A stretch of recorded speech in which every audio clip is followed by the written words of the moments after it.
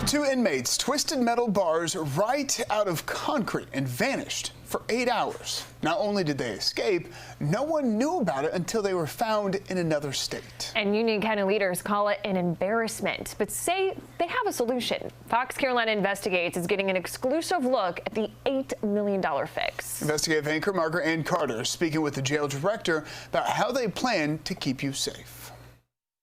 After those two inmates escaped this summer, we started looking into the jail's history and received inspection reports from the last 2.5 years. In it, I found the Department of Corrections reported dozens of citations, including one from March of 2023 that pointed to issues with the perimeter fencing as a potential escape point. During my sit down with the jail director, he assured me the fencing and all the other security issues are being addressed with this new $8 million development. You know, some of them were the same ones every week, but now it's a totally different type of inmate. And now's the need for more security. Yes. All right.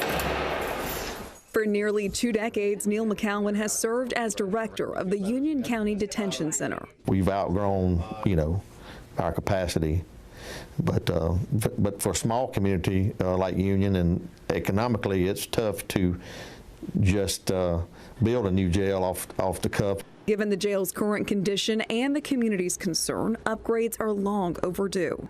Do you feel like the jail is secure? I do.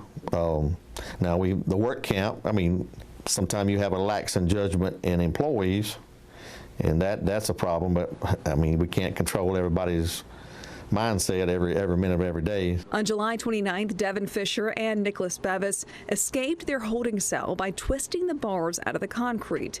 The two inmates weren't caught until 8 hours later in Georgia. Georgia State Patrol had to tell Union County officers about their own escaped inmates. Had our officer been a little more vigilant, we would have been on top of it a lot sooner, but that was an embarrassing moment when so many hours that went by. While we weren't allowed inside of the current jail with inmates, McCowan showed us where Fisher and Bevis escaped from.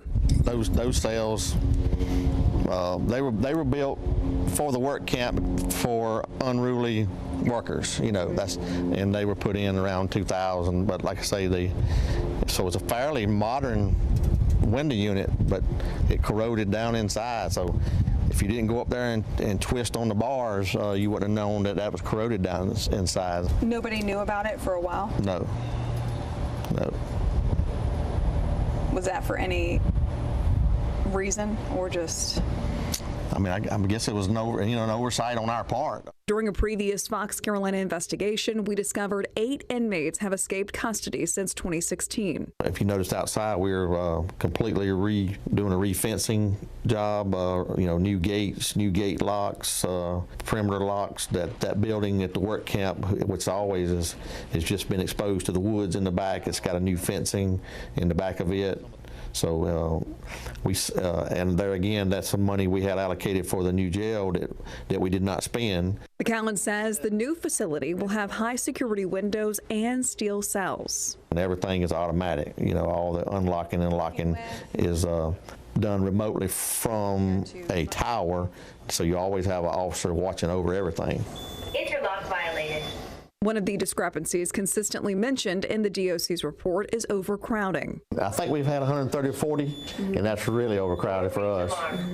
Yeah. And capacity for you guys is? Interlock violated. Just north of 100. This new facility will add 62 units divided into 3 pods, including maximum security.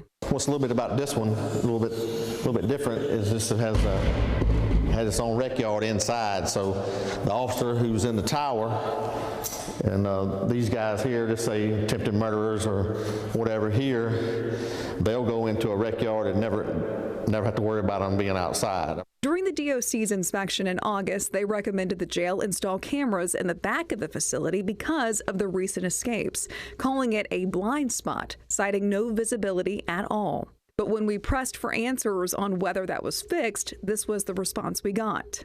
I'm not sure I'm not sure on that. That part of the inspection. Okay. But no, we have not added any new cameras yet. No. Okay. He did not give a timeline on if and when cameras would be added. McCowan adds this is just phase 1 of the project. They plan to renovate the current holding cells as inmates are moved into the new units.